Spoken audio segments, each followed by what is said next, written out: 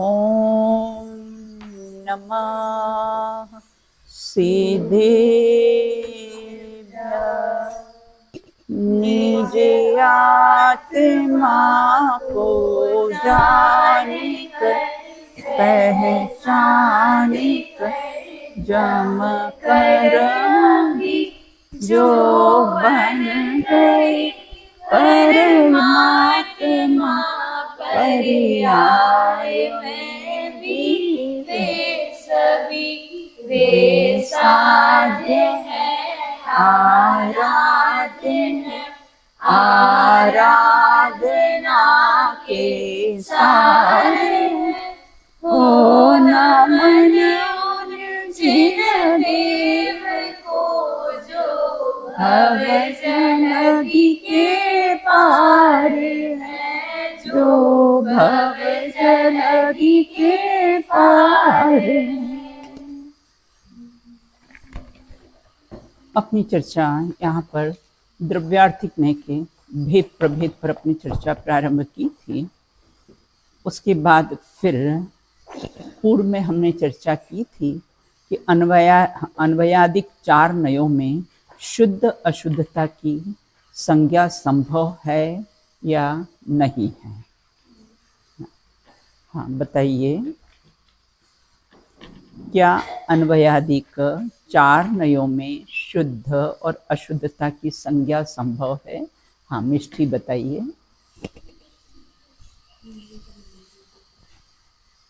जो अन्वय आदि 4 द्रव्य हैं, ये शुद्धता और अशुद्धता से इनका कोई संबंध नहीं है। बराबर। लेकिन वर्णी जी ने फिर भी इन चारों नयों को शुद्धता और अशुद्धता की संज्ञा दी है। जो स्वद्रव आदि चतुष्टय ग्राहक है और परम पारिणामिक परम भावग्राही। हाँ, स्वद्रव आदि चतुष्टय ग्राहक और परम पारिणामिक भावग्रह है, ये दोनों को शुद्ध द्रव्यार्थिक ने कहा है। बराबर। और जो परद्रव आदि चतुष्टय परद्रव्य आदि ग्राहक है और जो अन्वय द्रव्यार्थिक ने इसको अशुद्ध कहा है। अशुद्धता में कहा है। उनकी सारी विवक्षाएं भी अपन ने देख ली है, इनको अशुद्धता और शुद्धता क्यों कहा है। बिल्कुल। और गुण और धर्म में क्या अंतर पाया जाता है? लगता है ये प्रश्न सबको याद हो गया और याद होना ही चाहिए। बिल्कुल, है ना। चलो कृति बताइए। गुणों की पर्याय होती है, धर्मों की नहीं। गुण परस्पर विरोध नहीं होते, जबकि धर्म परस्पर विरोध प्रतीत होते हैं। गुण निरपेक्ष होते हैं और धर्म सापेक्ष होते हैं। आपको अगर एग्जाम्स में ये क्वेश्चन आया तो इसको एक्सप्लेन भी करना है आपको कि गुणों की पर्याय होती तो गुणों की कौन सी पर्याय होती और धर्म की कौन सी पर्याय नहीं होती, गुण और धर्म कैसे परस्पर विरोधी नहीं होते हैं, ये सब आपको एक्सप्लेन करके पूरा लिखना है। इतनी चर्चा हमारी हो चुकी थी। अब आज हम यहाँ पर चर्चा करेंगे पेज नंबर 263 है मेरे में। ज्ञान दर्शन सुख आदि आत्मा के गुण भी हैं, कहे जाते हैं आत्मा के गुण ज्ञान दर्शन आदि। और 47 शक्तियों में भी इनके नाम आते हैं। सुख शक्ति है, ज्ञान शक्ति है, दृष्टि शक्ति, शक्तियों में भी नाम आते हैं और किसी गुण भी कहे जाते हैं। इसी प्रकार अस्तित्व गुण भी है और अस्तित्व नास्तित्व धर्म भी कहा जाता है। बिल्कुल। अतः इनके स्वरूप को भिन्न भिन्न कैसे समझा जा सकता है। बिल्कुल ना, क्योंकि दोनों में आते हैं। क्वेश्चन समझ में आया आयुषी? क्वेश्चन समझ में आया? फिर से है ना कि ज्ञान दर्शन सुख आदि कैसे हैं? गुण भी हैं, है ना। और 47 शक्ति, इसको शक्तियां भी कह दी है ना। उस प्रकार अस्तित्व आदि गुण भी कहा है और अस्तित्व नास्तित्व कैसा है? धर्म भी कहा है। तो इस प्रकार से इनको भिन्न भिन्न कैसे समझा जाए? कुछ प्रॉब्लम आ रही है? तो प्रश्न समझ में आया है ना। गहराई से विचार किया जाए तो एक ही भाव में गुण भी है, शक्तियां भी है, धर्म भी घटित किए जा सकते हैं। उदाहरण उन्होंने क्या दिया है? एक व्यक्ति गाना जानता है तो गाना उसका अपने पूर्व में भी उदाहरण लिया था, गाना उसका कैसा गुण है, गाते हैं ये उसका कैसा है गुण है ना। अब अंकिता गाना गाती है, कृति गाना गाती है, और बालिकाएं, राजी गाती है, ये बालिकाएं और भी जो गाती हैं, तो यहाँ ये कहते वो तो उनका कैसा है गुण है। बिल्कुल यह उनकी शक्ति है कि वो बहुत अच्छा गायक है या साधारण है ना। भाई गाना तो सब गाते हैं है ना, लेकिन एक अच्छा गाना है ना और एक सामान्य गाना गाना, यह दूसरों की तुलना करके ही जाना जा सकता है। कंपटीशन होती ना तो दोनों को गवाया जाए ना, फिर अब कैसा है कौन अच्छा गाता है और कौन अच्छा नहीं गाता है। अतः गाने की प्रथम श्रेणी या द्वितीय श्रेणी उसके सापेक्षिक है, अपेक्षा सहित, भाई इसकी अपेक्षा इसने अच्छा गाया, इसकी अपेक्षा इसने अच्छा गाया है। बिल्कुल, तो इस प्रकार सापेक्षिक मतलब कैसा है सहित कहा जाएगा। बिल्कुल इसी प्रकार से ज्ञान आत्मा की खूबी विशेषता होने से कैसा आत्मा का गुण है। अनंत ज्ञेयों को जानने की उसकी क्या है क्षमता है, यह उसकी शक्ति है। कितना जानता है भाई, अवधि ज्ञान है तो रूपी पदार्थ को ही जानता है, द्रव्य क्षेत्र काल भाव की मर्यादा लिए ही जानता है, और केवल ज्ञान संपूर्ण लोकालोक को जानता है, यह उसकी जानने की शक्ति है। तथा कम या अधिक ज्ञेयों को जानने की अपेक्षा से जैसे मनःपर्य ज्ञान है ना, वो जानता तो कम है लेकिन सूक्ष्मता लिए हुए जानता है। देखो अवधि ज्ञान जानता अधिक है लेकिन उतनी सूक्ष्मता लिए हुए ये मन के बात की और आप भविष्य में क्या चिंतन करोगे ये भी जान लेता है, मनःपर्य ज्ञान। तो अधिक ज्ञेयों को जानने की अपेक्षा उसे हीन या अधिक कहना धर्म कहा जाता है। ज्ञान मात्र स्वरूप की अपेक्षा उसमें एकत्व धर्म तथा अनेक ज्ञेयाकार रूप होने की अपेक्षा से उसमें अनेकत्व धर्म भी कहा जाए। एक धर्म भी और अनेक धर्म भी कहे जा सकते हैं। अस्तित्व नास्तित्व आदि धर्म हैं, ज्ञान में भी घटित किए जाते हैं। बिल्कुल है ना, अस्तित्व नास्तित्व आदि धर्म भी है और ज्ञान में भी कैसे घटित होते हैं। अब एक द्रव्य के एक गुण में दूसरा गुण नहीं होता है, ज्ञान गुण में दर्शन गुण नहीं, दर्शन गुण में ज्ञान गुण, स्पर्श गुण में गंध गुण नहीं, गंध गुण में स्पर्श गुण नहीं होता है, परंतु उसमें अन्य गुणों का रूप होता है।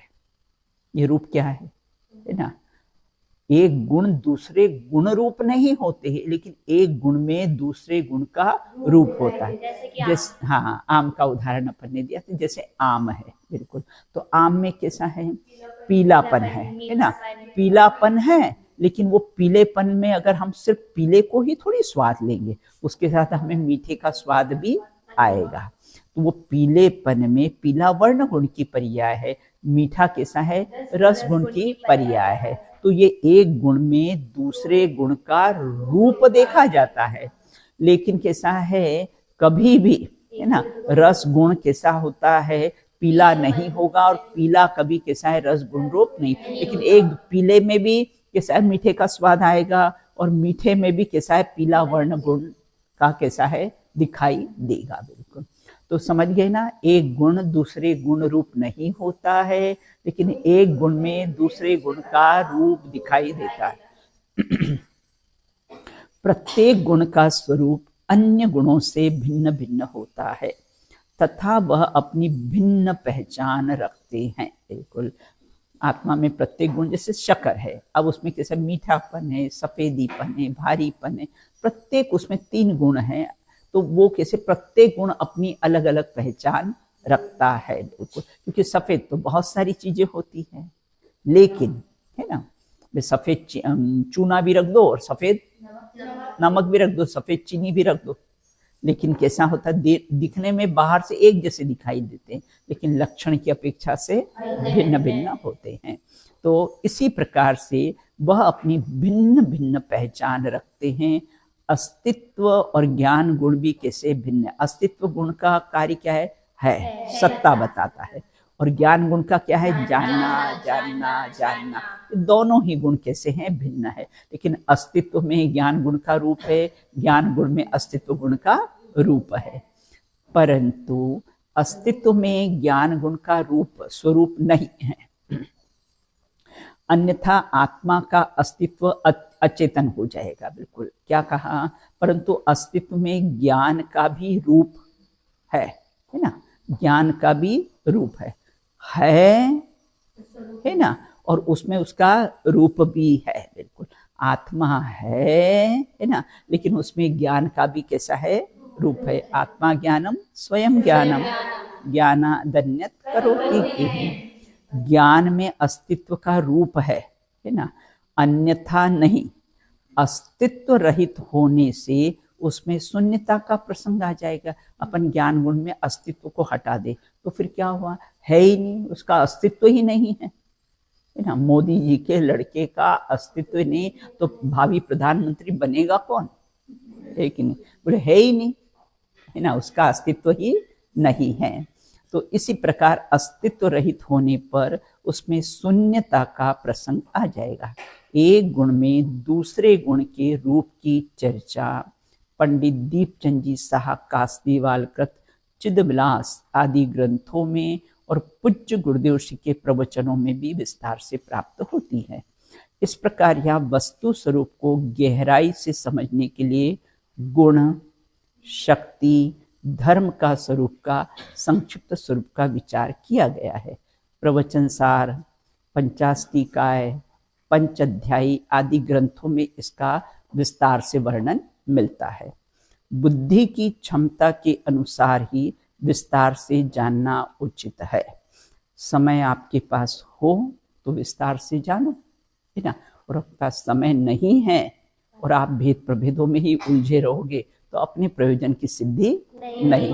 जो आत्मानुभूति, जो हमारा प्रयोजन है, उसकी सिद्धि नहीं होगी। बिल्कुल बुद्धि, क्योंकि जिनवाणी तो अगाध है ना? जिनवाणी तो कैसे है? द्वादशांग तो कितना जानोगे? बिल्कुल आपके पास समय शक्ति हो उतनी तो जानो, तो प्रयोजनभूत चीज को जानकर छोड़ दो। बिल्कुल हाँ, बाकी तो कैसा है? केवल ज्ञान में देख लेंगे बाकी किस में जानेंगे? केवल ज्ञान, है ना? अन्यथा हम उलझ भी सकते हैं, भ्रमित भी हो सकते हैं। अतः अनंत शक्तियां, गुणों के अखंड पिंड, चैतन्य मात्र स्वभाव को जानने का प्रयोजन ही मुख्य रखकर ही आगम अभ्यास करना चाहिए, क्षोभसम ज्ञान बढ़ाने के लिए नहीं, है ना? क्षोभसम ज्ञान बहुत बढ़ जाए हमारा, बिल्कुल जो भी प्रश्न पूछे बिल्कुल टिप्स पिक कर दे, सब बिल्कुल, है ना? 11 अंग 9 पूर्व का पाठी हो जाए, सब बता दे बिल्कुल। लेकिन आत्मा को नहीं जाना, मैं आत्मा हूँ, इसका श्रद्धा नहीं, ज्ञान नहीं, लीनता नहीं की तो केवली आगल रही जो कोरो, है ना? केवली की आगल भी तू कोरा का कोरा ही रह गया। बिल्कुल तो कैसे आगम अभ्यास के साथ जिनवाणी भी पढ़ना, आप लोग भी 4 साल पढ़ते हो तो मुख्यता किसकी रखना? एकमात्र, है ना? आत्मा की अनुभूति, है ना? उसकी ही मुख्यता रखना, उसी की मुख्यता से आगम का अभ्यास करना चाहिए। क्षोभसम ज्ञान बहुत बढ़ा ले, है ना? जान तो कितना कितना था? उड़द अलग है और छिलका अलग है, बस तिलतुस मात्र, है ना? इतना भी याद नहीं रहे बेटा, इतना क्षयोपसम कम, केवल ज्ञान ले लिया, है ना? तो इस प्रकार से यहाँ ये कहते हैं कि याद रहे नहीं, गुरुदेव जी कहते थे याद रहे या नहीं, बोलते आवड़े अथवा नहीं आवड़े, बोलना आए चाहे नहीं आए, तेरी आत्मानुभूति रुकने वाली नहीं। और देखो 13वें गुणस्थान में वैसे ही मौन हो जाते हैं, हुए ना? अन्य तेरस के दिन वचन का निरोध भी हो गया है ना? वाणी भी खिरना कैसा है? बंद हो गई है। गुण, शक्ति और धर्म, इसमें दृष्टि के विषय में क्या क्या शामिल होता है आप ये बता दीजिए। हमारा प्रयोजन तो दृष्टि का विषय है, दृष्टि के विषय में क्या शामिल है और क्या नहीं है, यह निर्णय करना ज्ञान का कार्य है। अतः इस अभेद पिटारे को खोलेंगे तो दृष्टि का विषय ही नहीं रहेगा, है ना? क्योंकि भेद के बिना वस्तु को समझाई जा सकती नहीं है। क्योंकि भेद तो पर्यायार्थिक नए व्यवहारने का विषय है और दृष्टि का विषय तो कैसे, मैं रंग राग से भिन्न भेद से भी मैं भिन्न निराला हूँ। जिसे त्रिकाली अभेद एक अखंड ज्ञायक भाव रूप परम पारणामिक भाव के रूप से ही कैसा है, जाना जाता है। पारणामिक भाव का स्वरूप स्पष्ट करते हुए गुरुदेव कहते एक ने जानिया ते सर्व ने जानिया। एक आत्मा को जान लिया तो कैसा है, सर्व को जान लिया। सर्व को जानने जाएगा तो आत्मा जानने में नहीं आए, और एक को जान लेगा तो सब द्वादशांग का सार शुद्धात्म तत्व है। पूरे द्वादशांग के सार को कैसा है, शुद्धात्म तत्व है, बस उसका अनुभव करना। तो पारणामिक भाव का स्वरूप स्पष्ट करते हुए पंडित प्रबल टोडरमल जी साहब ने सर्वभेद जिसमें गर्भित हो, किसमें, सर्वभेद, ऐसा चैतन्य भाव सो पारणामिक भाव में सब भेद कैसे गर्भित हो जाते, चैतन्य में कैसे सारे भेद प्रभेद ज्ञान दर्शन सुख इत्यादि सब कैसे हैं, गर्भित हो जाते हैं। भेद गर्भित होने का आशय उस पर दृष्टि नहीं होना, उसे गौण है ही नहीं ऐसा नहीं लेना, है ही नहीं ऐसा नहीं लेना स्वस्ति का, कि ज्ञान भी नहीं है दर्शन भी है नहीं ऐसा नहीं, अभी वो भेद पर दृष्टि नहीं है बिल्कुल। तो भेद गर्भित होने का आशय उस पर दृष्टि नहीं होना। उसे तो अपन जाते हो ना स्वर्ण खरीदने के लिए, गहने खरीदने, तो दृष्टि कहाँ रहती है, डिजाइन पर, सुंदर सा। अब उसमें प्योरिटी कितनी है नहीं है कुछ, और जितनी ज्यादा डिजाइन वाला होगा ना उसमें उतनी प्योरिटी कम होगी, उसमें टाके वगैरह उतने ज्यादा लगेंगे। तो भेद गर्भित होने का आशय उस पर दृष्टि नहीं होना। उसे गौण करने के लिए यदि गुण शक्ति और धर्म पर विचार किया जाए तो भेद गर्भित कहाँ रहेंगे, वे तो प्रकट हो जाएंगे ना। तो इस प्रकार देखो अब अपने को लाभ क्या है, ये पूरा अपने द्रव्यार्थिक ने के 10 भेद प्रभेद पढ़े हैं मान्या, तो फिर अब अपने को लाभ क्या है। देखो चैतन्य भाव तो, मैं उसके सारे पॉइंट्स आपको लिखवाऊंगी अभी नीचे ना। चैतन्य भाव तो वस्तु के अनंत गुण एवं पर्याय में कैसा है, व्याप्त होता है, गुण पर्याय में फैला पसरा है, गुण पर्यायवद द्रव्यम। अतः चैतन्य भाव में सब भाव कैसे हैं, समा जाते हैं। गुण धर्म आदि है या नहीं, ऐसा विकल्प से अतिक्रांत, अतिक्रांत का अर्थ क्या होता है, उल्लंघन कर दिया, उसको छोड़ दिया, अतिक्रांत हो गए उसे, अभी गुण भेदों में उलझे नहीं है। ऐसा अतिक्रांत होकर निर्विकल्प चैतन्य में अहमपना करना ही श्रेयस्कर है, बिल्कुल ना। विकल्प को तोड़कर विकल्प का विकल्प टूटकर ही निर्विकल्प दशा प्रकट होगी ना। भेद का, भेद मतलब विकल्प ना, ऐसे विकल्पों का विकल्प टूट कर ही कैसा होता है, निर्विकल्प दशा प्रकट होती है। और उसी में कैसा अहम करना है, बोलो बेटा, हाँ, उत्कृष्ट, अच्छा, ग्रहण करने योग्य ना। अब कहते हैं द्रव्यार्थिक प्रश्न अपना, द्रव्यार्थिक नयों के भेद प्रभेद को जानने से किस प्रयोजन की सिद्धि होती है, अर्थात लाभ है ना, किस प्रयोजन की सिद्धि होती। प्रश्न अपना है कि हमने 10 प्रकार के भेद प्रभेद पढ़े हैं, उसको जानने से हमारे किस प्रयोजन की कैसी है सिद्धि होती है। देखो सबसे पहले मोक्ष सुख के प्रयोजन की सिद्धि, क्योंकि परम भावग्राही शुद्ध द्रव्यार्थिक नय है ना, परम भावग्राही शुद्ध, शुद्ध उसमें वर्णी जी ने शुद्ध लिया है, बाकी तो नमी कैसा है, शुद्ध नहीं है ना।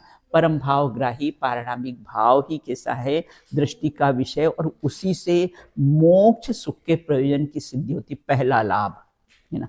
दूसरा, जीव कर्मों के बीच में भी रहकर सिद्ध के समान शुद्ध है, दूसरा पॉइंट है ना। जीव कर्मों के बीच में रहता हुआ भी सिद्ध के समान कैसा है, शुद्ध है। वो कौन सा, अपन कौन सा देखा, बहुत बढ़िया, बिल्कुल है ना। कर्मोपाधि निरपेक्ष शुद्ध द्रव्यार्थिक नय का विषय जो है कि कर्मों के बीच में भी रहे, कर्मों से भी अपने को कैसा शुद्ध मानता है, रहित मानता है। तीसरा है कि कैसा है, भेद ज्ञान मूलक है, भेद कल्पना सापेक्ष, भेद कल्पना निरपेक्ष, भेद ज्ञान मूलक है। इससे हमको भेद ज्ञान की प्रेरणा मिलती है। जीव जुदा पुद्गल जुदा, यही तत्व का सार, बाकी कछु है नहीं, याही को विस्तार, है ना। इसकी कैसा है ना। तीसरा पॉइंट बेटा भेद ज्ञान मूलक है। मूलक मतलब भेद ज्ञान कैसा है को बताने वाला है। मूलक, भेद ज्ञान मूलक है। मूल और क, अर्थात भेद ज्ञान की प्रेरणा मिलती है इससे, है ना। चौथा पॉइंट है अपना, द्रव्य के भेद नहीं है ना। द्रव्य, हाँ ये कौन सा बताता है अपने को, अन्वय द्रव्यार्थी, कि द्रव्य के भेद नहीं है, वो तो अखंड एक ज्ञायक मात्र है। द्रव्य के भेद नहीं है, वो तो अखंड ज्ञायक मात्र है। नेक्स्ट, उत्पाद व्यय से रहित नित्य, हाँ शुद्ध द्रव्यार्थी, उत्पाद व्यय से रहित नित्य शुद्ध है, नित्य शुद्ध ध्रुव है। चौथा नहीं, 6 है, मरण के भय से रहित, हाँ उत्पाद व्यय से रहित नित्य शुद्ध ध्रुव है, ऐसा निर्णय होता है बेटा, है ना। मरण के भय से रहित, है ना, सब निकल गया, अपा सब सारा निकल गया पूरा इतना विषय, बिल्कुल अब दोबारा जीवन में पढ़ने को नहीं मिलेगा, है ना। सामाजिक कार्य तो और जीवन में बेटा एक बार मिल सकते हैं, लेकिन ये विषय दोबारा पढ़ने को नहीं मिलेगा। और जो क्लास में, जो ऑनलाइन ऑफलाइन क्लास में जो समझ में आता है, वो ऑनलाइन समझ में नहीं आएगा बिल्कुल। तो मरण के भय से रहित है। स्वभाव, अंतिम, स्वभाव सन्मुखता का पुरुषार्थ जागृत होता है। जो अंतिम है ना, परम भावग्राही शुद्ध, हाँ तो कैसा है स्वभाव पहला ये उत्पाद व्यय निरपेक्ष, है ना, बोलो बेटा। स्वभाव सन्मुखता का पुरुषार्थ जागृत होता है। स्वभाव सन्मुखता का पुरुषार्थ जागृत, ये अपने को द्रव्यार्थिक नय के भेद प्रभेदों को जानने से हमको लाभ है और अपने प्रयोजन की सिद्धि होती है। अब देखो इसमें क्वेश्चन आंसर्स हैं। देखो, द्रव्यार्थिक नय के भेदों को जानने की आवश्यकता स्पष्ट कीजिए। पेज नंबर है 237, है ना। और ये जो मैंने लाभ लिखवाए है ना 265, ये दोनों बातें उसमें आ जाएगी। अभी मैंने जो लाभ लिखा है ना, है ना, वो दोनों बातें इसमें आ जाएगी। 237 और ये जो अभी लाभ लिखा है ना, ये आ जाएंगे। सेकंड, द्रव्यार्थिक ने के 10 भेदों में शुद्ध या अशुद्ध संज्ञा किस अपेक्षा से संभव है, स्पष्ट कीजिए। 238, पेज नंबर 238।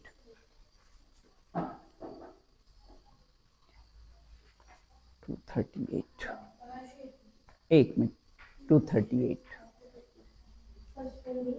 हाँ ये वाला बेटा है ना, पहला, हाँ ये यहाँ से है बेटा, है ना। दूसरा ये यहाँ से है, बिल्कुल कर्मोपाधि, ये 238 पर जो नीचे से है ना, कर्मोपाधि उत्पाद व्यय भेद कल्पना निरपेक्ष ही द्रव्य की शुद्धता, ये यहाँ से है ना, यहाँ से लगाकर कैसा है, ये पूरा है, मतलब वो उसकी अशुद्धता है, उसकी अशुद्धता है।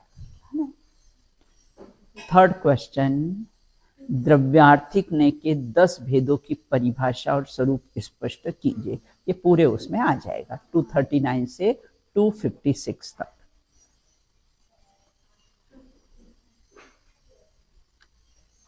गुण शक्ति धर्म का आशय स्पष्ट कीजिए। 262, पेज नंबर कैसा है 262, जो अभी अपन ने लिया था ना। हाँ बिल्कुल बिल्कुल, उदाहरण से समझाओगे तो बहुत ही अच्छा रहे। गाने का उदाहरण इसमें आया ही है, बिल्कुल, है ना। ये देखो बेटा, यहाँ से है, बिल्कुल। तो हाँ, उक्त परिभाषा से बराबर, बिल्कुल। उक्त परिभाषा से कहाँ तक, है ना, ये पूरा यहाँ तक अच्छी तरह समझा जा सकता है। 263 पेज नंबर पर अच्छी तरह से समझा जा सकता है। ये नए रहस्य की बुक है, इसमें ये दिए हुए हैं। चलिए, अब आज अपन शुरू करेंगे। अभी तक तो हमने द्रव्यार्थिक नय के 10 भेद प्रभेदों पर चर्चा की थी। अब पर्याय आर्थिक नय के भेद प्रभेदों पर अपन कैसी है चर्चा प्रारंभ करेंगे। पर्यायार्थिक नय मतलब पर्याय ही जिसका प्रयोजन है वो पर्यायार्थिक नय, द्रव्य ही जिसका प्रयोजन है वो द्रव्यार्थिक नय। क्या अभव्य की पर्याय भी अनादि नित्य पर्यायार्थिक नय का विषय है? प्रश्न क्या है? प्रश्न पहले अच्छी तरह समझना बेटा। क्या अभव्य की पर्याय भी अनादि नित्य पर्यायार्थिक नय का विषय है? अभव्य की तो अनादि नित्य ही है, अनादि से नित्य रहेगी, कभी अभव्य कभी भव्य बनेगा ही नहीं है ना। आंसर उसका है ना, दो विवक्षाएं हैं, कभी भव्यता को प्राप्त नहीं होगा। एक बात, अभव्य कभी भव्यता को प्राप्त नहीं होगा, बिल्कुल, है ना। जैसे बांझ स्त्री, अभव्य के लिए किसका उदाहरण आया है बेटा? बांझ स्त्री, है ना। तो उसको कभी पुत्र रत्न की उत्पत्ति नहीं होगी, यह कभी सम्यक दर्शन ज्ञान चारित्र कभी उत्पन्न कर ही नहीं सकेगा।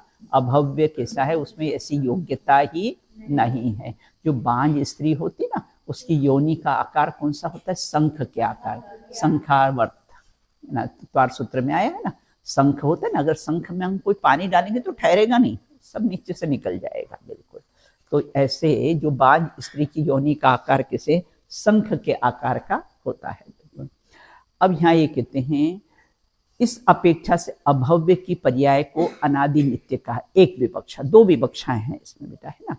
इस कारण से कैसा है, अभव्य की पर्याय को अनादि नित्य कहा गया है, जो अभी अभव्य के समान है। दूसरी विवक्षा, जो अभी अभव्य के समान है, बिल्कुल, लेकिन भविष्य में जैसे मारीची, है ना, विरोध किया था ना, तो अभव्यता का ही तो लक्षण था।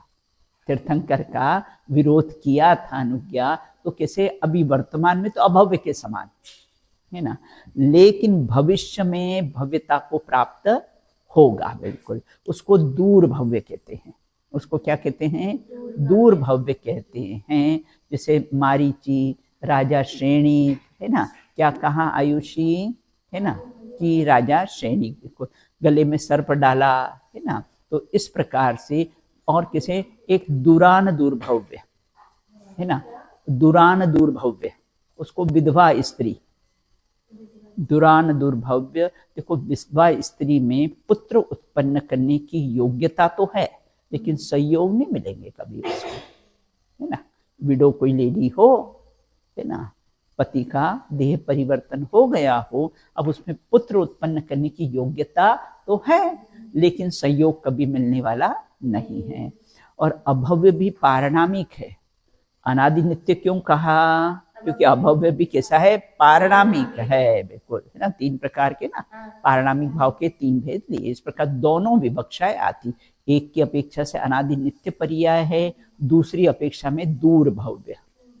अभी वर्तमान में अभव्य जैसा कार्य करे, लेकिन भविष्य में कैसा है? भव्यता को प्राप्त होगा। अब आगे कहते हैं, सामान्य विशेषात्मक द्रव्य पर्यायात्मक वस्तु में विशेषों या पर्याय को मुख्य करके जानने वाला नय नय कौन है? पर्यायार्थिक नय है। किसे कहते हैं? जो सामान्य विशेष, है ना, जो विशेष, जो द्रव्य पर्यायात्मक वस्तु में विशेष या पर्यायों को मुख्य करके जाने। वस्तु तो सामान्य विशेषात्मक है ना, लेकिन वो विशेष को जो जाने, है ना। पर्यायार्थिक नय का विषय क्या है? वो विशेष को जाने। वस्तु तो द्रव्य पर्यायात्मक है, लेकिन वो पर्याय को मुख्य करे बेटा, है ना। तो उसको मुख्य करके जानने वाला नय क्या है? पर्यायार्थिक नय है। आलाप पद्धति में द्रव्य स्वभाव प्रकाशक नय चक्र में पर्यायार्थिक नय के 6 भेदों का उल्लेख किया गया, जिसका स्वरूप कैसा है? इस प्रकार से है ना। अनादि नित्य पर्यायार्थिक नय, वो 10 भेद अपने द्रव्यार्थिक नय के थे। अब देखो अनादि नित्य मतलब ऐसी कोई पर्याय है बेटा अनादि से है और हमेशा रहती हो, है ना। तो अनादि नित्य पर्यायार्थिक नय का विषय, जिसकी आदि नहीं, अनादि मतलब जिसकी आदि नहीं, जो शाश्वत पर्याय कैसा है ना।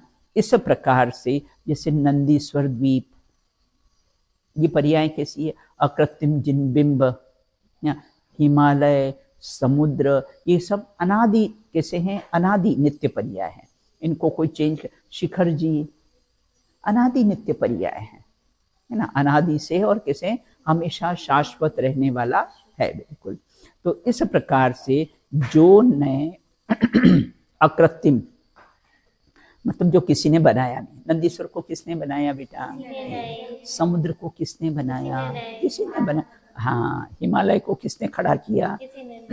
अगर खड़ा करते ना तो अपन एमपी में खड़ा कर लेते उसको है ना, क्यों वहां पर खड़ा करते, है ना। शिखर जी को बिहार में क्यों खड़ा करते बेटा? बिहारी नक्सलवादियों के बीच में, लेकिन अपने एमपी में धार्मिक वातावरण है तो एमपी में उसको कैसा है? खड़ा करते हैं। तो इसलिए कोई बनाने वाला नहीं, अकृत्रिम, है ना। तो जो नए अकृत्रिम अनिधन मतलब नष्ट होने वाला नहीं है, अर्थात अनादि अनंत, जैसे सूर्य है, चंद्रमा है, सुमेरु पर्वत है, आदि पर्याय को ग्रहण करता है, जो किसी अकृत्रिम, जो किसी ने बनाया नहीं। अच्छा, भुट्टे में दाने किसने जमाए होंगे लाइन से? कोई तो होगा। अनार में दाने ऐसे कैसे सेट किए होंगे सब, बिल्कुल किसने किए होंगे? अकृत्रिम, किसी ने बनाए नहीं है, बिल्कुल ना। जैसे सूर्य है, चंद्रमा है, सुमेरु पर्वत, आदि पर्याय, इसलिए इनको क्या बोला है बेटा? अनादि नित्य पर्याय। किसी ने बनाई नहीं इनको, तो ये कैसी पर्याय हैं? अनादि नित्य पर्यायों को ग्रहण करता है। वह अनादि नित्य पर्यायार्थिक नय का विषय है। धर्मास्तिकाय आदि 4 द्रव्यों की पर्याय भी है ना। धर्म, धर्म, आकाश और काल, है ना। इन 4 द्रव्यों की पर्याय भी कैसी है? अनादि नित्य पर्यायार्थिक नय का विषय भी बन सकती है, बिल्कुल, है ना। अभव्य की पर्याय भी, अभव्य की पर्याय भी कैसी है? अनादि नित्य है ना। अभव्य की पर्याय भी कैसी है? अनादि, कभी भव्यता को प्राप्त होगा ही नहीं। समझ में आया? अनादि नित्य पर्यायार्थिक नय का विषय। अब कहते सादि नित्य पर्यायार्थिक नय का विषय। देखो पर्याय के साथ नित्य क्यों लगाया राजी? सादी और नित्य, पर्याय नित्य होती है क्या? तो सादी नित्य, देखो अभी अपने देखी ना, ये अकृत्रिम जो है, हाँ, वो उसकी नित्यता, वो उसकी नित्यता है। तो सादी नित्य मतलब शादी मतलब शुरुआत, है ना। सादी नित्य पर्यायार्थिक, जो पर्याय कर्मों को क्षय से उत्पन्न होने के कारण है, जैसे छायिक भाव, छायिक सम्यक्त, है ना। ये कैसे 7 प्रकृतियों के क्षय से उत्पन्न होता है ना। तो ये क्या हुआ? सादी अब एक बार प्रकट हो गया तो नित्य रहेगा ना। छायिक भाव तो एक बार प्रकट हो गया, छायिक समय दर्शन एक बार प्रकट हो गया तो कैसा रहेगा? नित्य ही रहेगा। अब नष्ट, इसलिए उसको क्या नित्य लगाया? सादी नित्य, है ना। सादी क्यों लगाया? क्योंकि कर्मों के अभाव में प्रकट हुआ है, इससे सादी लगाया। नित्य क्यों लगाया है? हाँ, अब वो, हाँ बस वो नष्ट अब कैसा है? नहीं होगा, है ना। वो पर्याय एक बार प्रकट हो गई, जैसे एक बार सिद्धालय में शुद्ध शुद्ध शुद्ध शुद्ध शुद्ध पर्याय कैसी है? नित्य निकलती ही रहती है, बिल्कुल। तो इस प्रकार से उत्पन्न होने के कारण कैसा है? सादी है। पहले कैसा सिंह नहीं था, है ना, फिर अब तो कैसा है? सिद्ध हो गया है। ये कैसा है? सादी नित्य पर्याय। विनाश का कारण न होने के कारण कैसी है? अविनाशी है, इसलिए शब्द क्या गया? नित्य लगाया है, बिल्कुल। 4 घातीय कर्मों के अभाव में चार अघातिया कर्मों के अभाव में जो सिद्ध पर्याय प्रकट हुई है वो कैसी है? सादी नित्य पर्याय। समझ में आया बेटा? ना, तो ऐसे सादी नित्य पर्याय को ग्रहण करने वाला सादी नित्य पर्यायार्थिक नय है। उदाहरण इसमें दिया है, जैसे जीव की सिद्ध पर्याय रहिए अनंता अनंत काल यथा तथा शिव परिणाम है। बिल्कुल एक समय में कैसा था, 7 राजू गमन करके सिद्धालय में विराजमान हो जाते हैं सादी अनंत काल के लिए। बिल्कुल यहाँ फिर कौन जन्म मरण करे बेटा, कौन पढ़ाई करे, कौन जन्म मरण करे? यहाँ से जाओगे, यहाँ से करो, फिर अगले मोम फिर ABCD से फिर शुरू करो। बस अनंत काल से यही करते आए हैं बेटा, है कि नहीं ना? तो अगर वास्तव में अब बोलते हमको सब साथ रहना है, 12th क्लास में हमको सब साथ रहना है, तो वास्तव में अगर साथ रहना तो सिद्धालय पहुंच जाओ। यहाँ तो अभी सब बिछुड़ने वाले हो, है ना? यहाँ संसार में कभी साथ रह सकते नहीं हैं। अगर वास्तव में आपको साथ रहना हो, अगर वास्तविक स्नेह है आप लोगों का, अगर वास्तव में साथ रहना है तो सिद्ध बन जाओ, एक में एक रहोगे अलग अलग भी नहीं, एक में एक राज्य, और कोई फिर आपको अलग कर सकता नहीं है। बिल्कुल तो इस प्रकार से अब कहते हैं सत्ता निरपेक्ष अनित्य शुद्ध पर्यायार्थिक ने।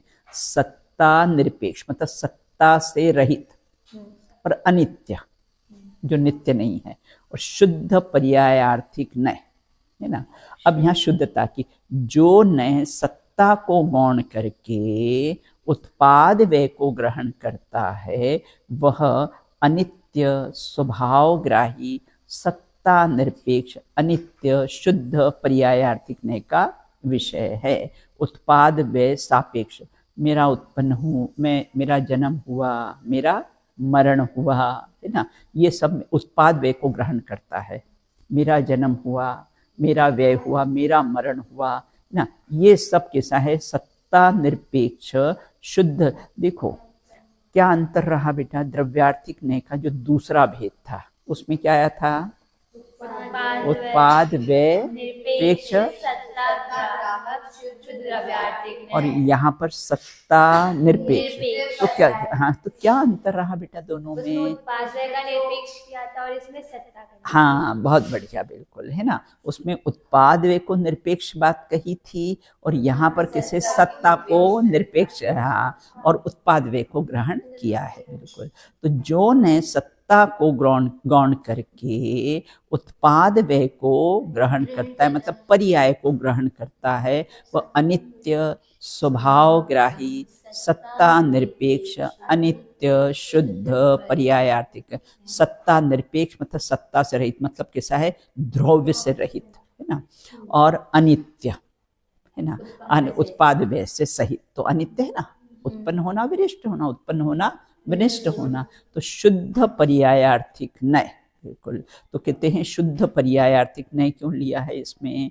क्योंकि पर्याय तो कैसे उत्पन्न होती तब तो बेटा शुद्ध ही रहती, वो तो पर का लक्ष्य करे तो कैसे अशुद्ध हो जाती है। बिल्कुल अब कहते हैं सत्ता सापेक्ष अनित्य अशुद्ध पर्यायार्थिक नय का विषय। बस वो एक ही बात है, सापेक्ष के साथ अशुद्धता लगा लो, निरपेक्ष के साथ शुद्धता लगा। अब कहते हैं कि सत्य, अब इसमें क्या किया? सत्ता सापेक्ष मतलब सत्ता को मुख्य किया है ना, और उत्पाद व्यय को कैसा? जो नए एक समय की ध्रुवत्व मतलब सत्ता के संयुक्त उत्पाद व्यय को ग्रहण करता है वह अनित्य स्वभावग्राही सत्ता सापेक्ष अनित्य अशुद्ध पर्यायार्थिक नय का विषय। सम्यक ज्ञान का व्यय हुआ, केवल ज्ञान का उत्पाद हुआ, और ज्ञान गुण कैसा है? द्रव्य ही रहा, है ना? ज्ञान गुण कैसा है? द्रव्य ही रहा। बिल्कुल है ना। लाभ क्या हुआ? मैं तो ध्रुव, मैं तो शाश्वत, मैं तो सदाकाल, मैं तो कैसा है? एक रूप रहने वाला हूँ। अब कहते कर्मोपाधि निरपेक्ष, कर्मोपाधि निरपेक्ष अनित्य शुद्ध पर्यायार्थिक नय। वहाँ कर्मोपाधि निरपेक्ष में अनित्य शुद्ध पर्यायार्थिक नय, अनित्य कैसा है? शुद्ध पर्यायार्थिक, जो नय कर्मोपाधि से रहित, द्रव्य कर्म, नो कर्म, भाव कर्म, ये सब क्या है बेटा? उपाधियां हैं, बिल्कुल ना। सिद्ध निरपेक्ष पर्याय को ग्रहण करता है, संसारी जीव की पर्याय को सिद्ध के समान शुद्ध कहता है। वो कर्मोपाधि निरपेक्ष अनित्य शुद्ध पर्याय। वहाँ कौन सा पॉइंट आया था अपना द्रव्यार्थिकने का पहला भेद? हाँ, वो कर्मोपाधि कैसा होता है? निरपेक्ष है ना, शुद्ध द्रव्यार्थिक नहीं।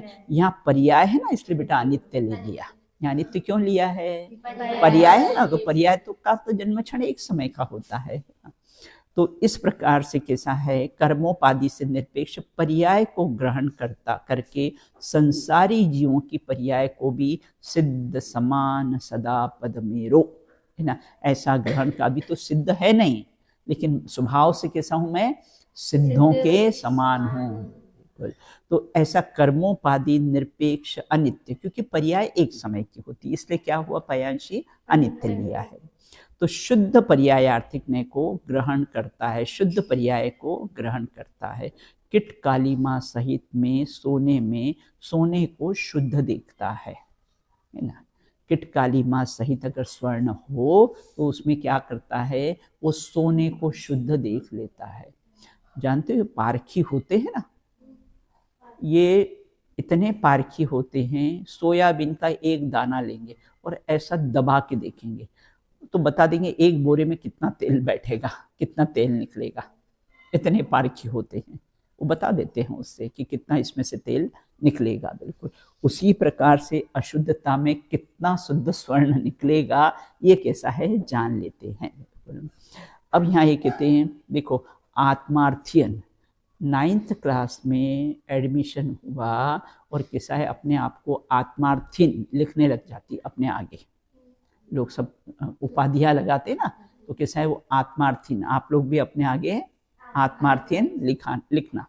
तो आत्मार्थियन भावी नैगम्य से, है ना, क्योंकि अभी तो एडमिशन लिया है, लेकिन कैसा है? भावी भविष्य में पूरे 4 साल पढ़ेगी और आत्मार्थी। जैसे डॉक्टर होता है ना बेटा, पहले साल में एडमिशन लेता है और अपने आगे डॉक्टर लिखने लग जाता है।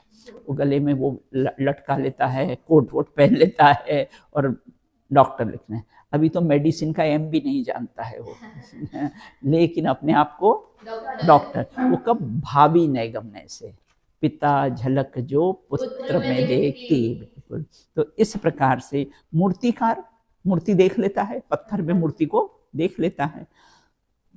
कर्मोपाधि सापेक्ष अनित्य अशुद्ध पर्यायार्थिक नहीं, जो नए कर्मोपाधि से सहित पर्याय को ग्रहण करता है। मैं रागी, मैं द्वेषी, मैं शरीर वाला, मुझे कर्म का उदय आया, है ना, सब द्रव्य कर्म, नो कर्म, भाव कर्म की उपाधियों से कैसा होता है? ग्रहण करता है। वह कर्मोपाधि सापेक्ष अनित्य अशुद्ध पर्यायार्थिक ने का विषय। मैं 10 प्राणों से जीता हूँ, ये सब व्यवहार का कथन है। वास्तव में तुम्हें जीवत्व शक्ति से जीता हूँ, है ना, लेकिन कहता मैं 10 प्राणों से कैसा हूँ? स्वस्ति का क्या कहा कि मैं 10 प्राणों से जीता हूँ, ऐसा कहना ये कर्मोपाधि सापेक्ष अनित्य अशुद्ध पर्यायार्थिक। जैसे संसारी जीवों के जन्म मरण कहना, है ना, पर्याय की अपेक्षा से।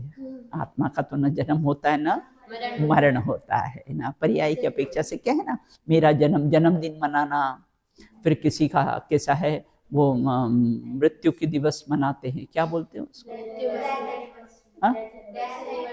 हाँ, एनिवर्सरी मनाते हैं, वो जो भी है। बिल्कुल, है ना। तो यहाँ ये कहते हैं कि ऐसा मनाना। और स्वभाव की अपेक्षा देखो तो मैं जन्म मरण से रहित हूँ। बिल्कुल। तो इस प्रकार से जो सापेक्ष होगा वही निरपेक्ष होगा बेटा।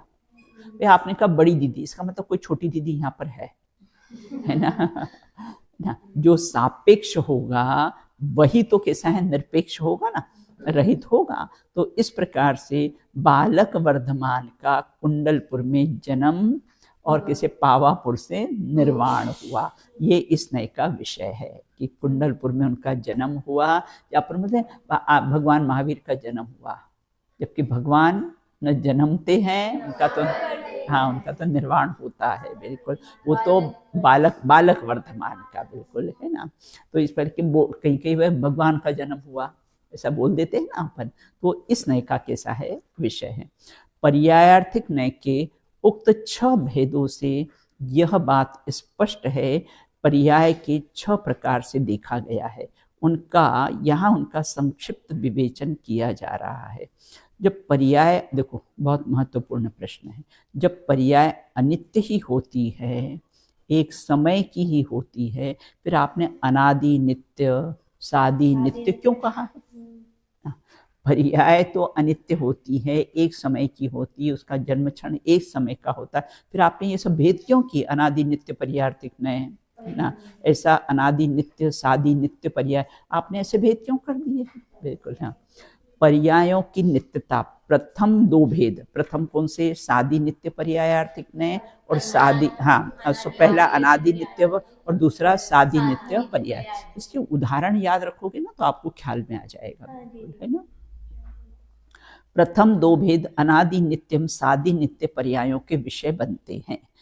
यद्यपि पर्याय एक समय की होती, तथापि एक समय तो केवली भगवान के ज्ञान गम्य हमारे में का जानने में आते हैं। एक समय की पर्याय है ना, आपने मुझे अपशब्द कहे, मैंने आपको अपशब्द कहे, उसमें तो बीच में कितनी अनंत पर्याय निकल गई है कि नहीं। और मैं वापस आप पे क्रोध करने जाऊं, है कि नहीं, तब तो आपका परिणाम ही पलट गया। फिर किस पे क्रोध करूं? कोई क्रोध करने का अवकाश नहीं है। तो यद्यपि पर्याय तो एक समय की होती, तथापि एक समय तो केवल ज्ञान गम्य होता है ना। अब हम कहते हैं मनुष्य पर्याय क्षणिक है। अब 84 लाख पूर्व की आयु क्षणिक है? आपने कहा मनुष्य पर्याय क्षणिक है, तो 84 लाख पूर्व, एक पूर्व में 70,56,000 करोड़ वर्ष होते हैं, ऐसे 84 लाख पूर्व की आयु।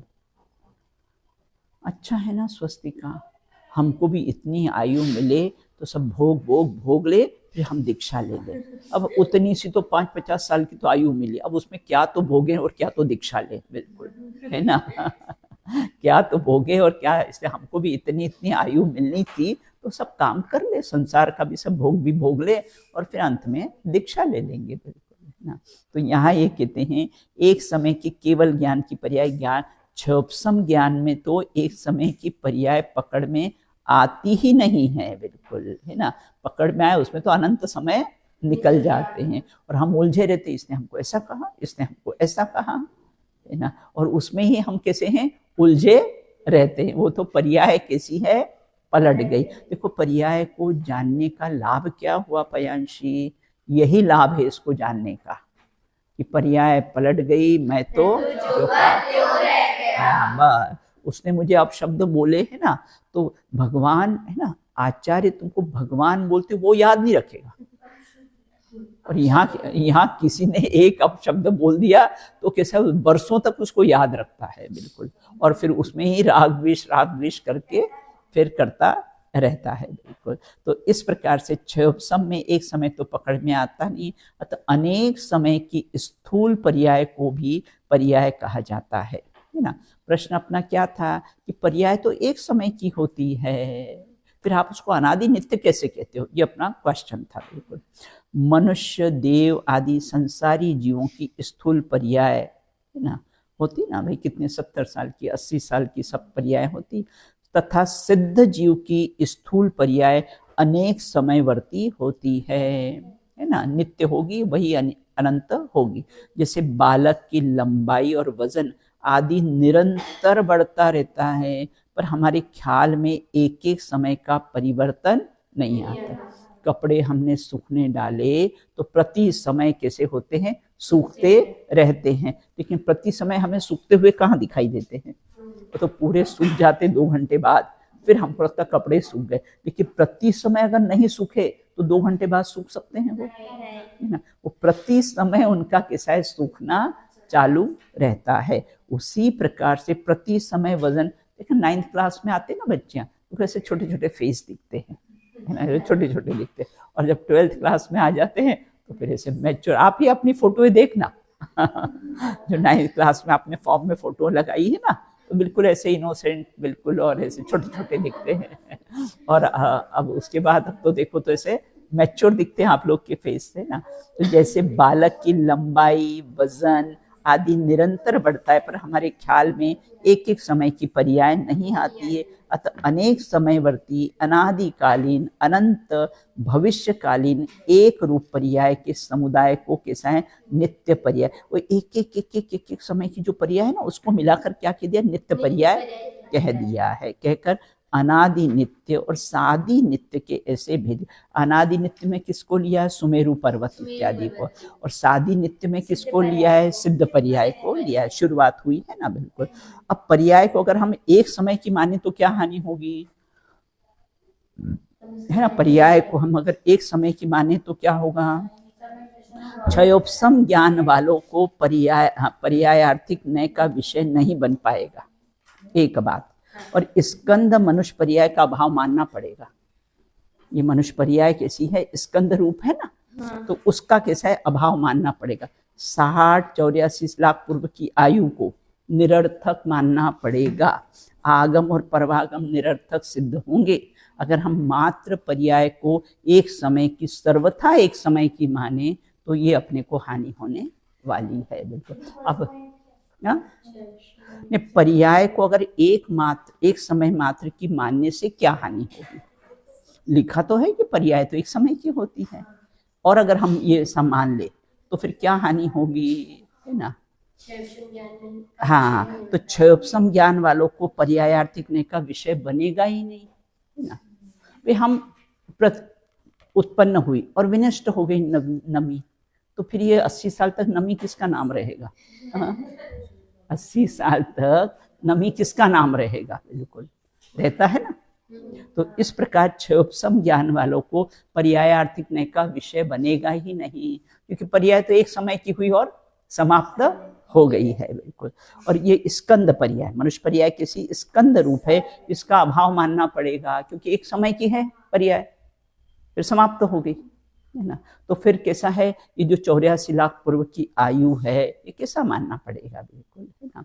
तो इस प्रकार से, और फिर आगम और परमागम कैसे निरर्थक सिद्ध होंगे, इससे दो बात बता दी बेटा। अनादि नित्य पर्याय भी बता दिए और सादी नित्य पर्याय भी, दोनों को पर्याय में लिया है, बिल्कुल ना। तो इस प्रकार से चर्चा हुई है। अब शेष चर्चा, और जो ये 4 पॉइंट्स है ना, उसकी शेष चर्चा अपन कैसी है बाद में करेंगे, बिल्कुल। ये विषय ज़्यादा बड़ा नहीं है, 2-3 दिन में समाप्त अपना हो जाएगा, बिल्कुल, है ना।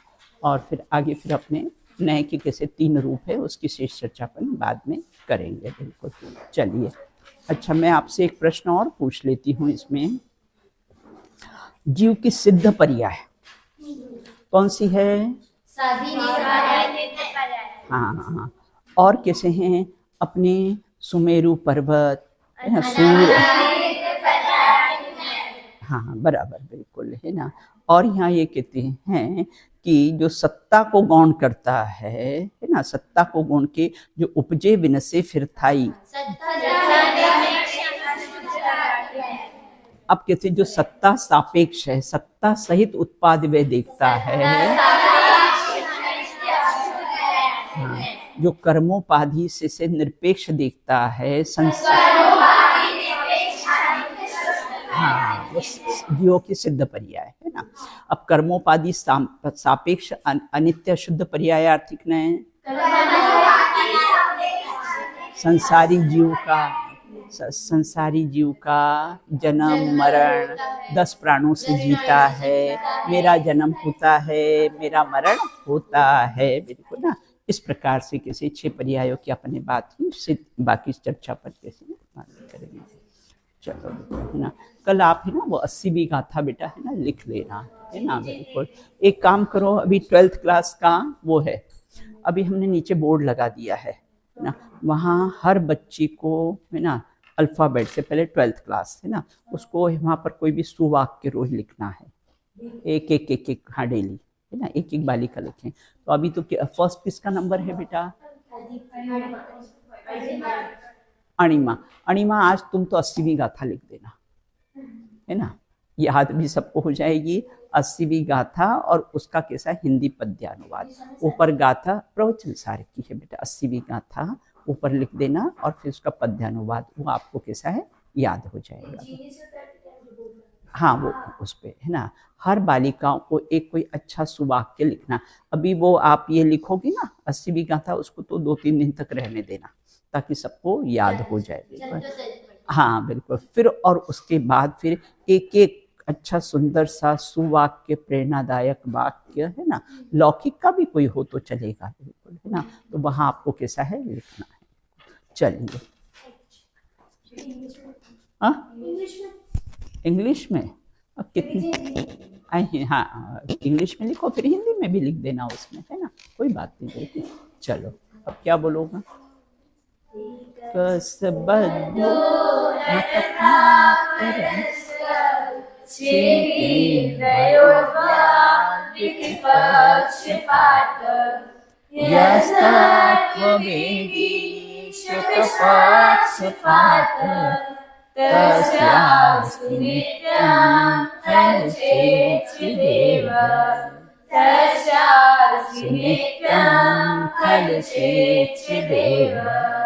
बोलिए अनंतानंत सिद्ध परमेश्वरी भगवंतों की जय हो।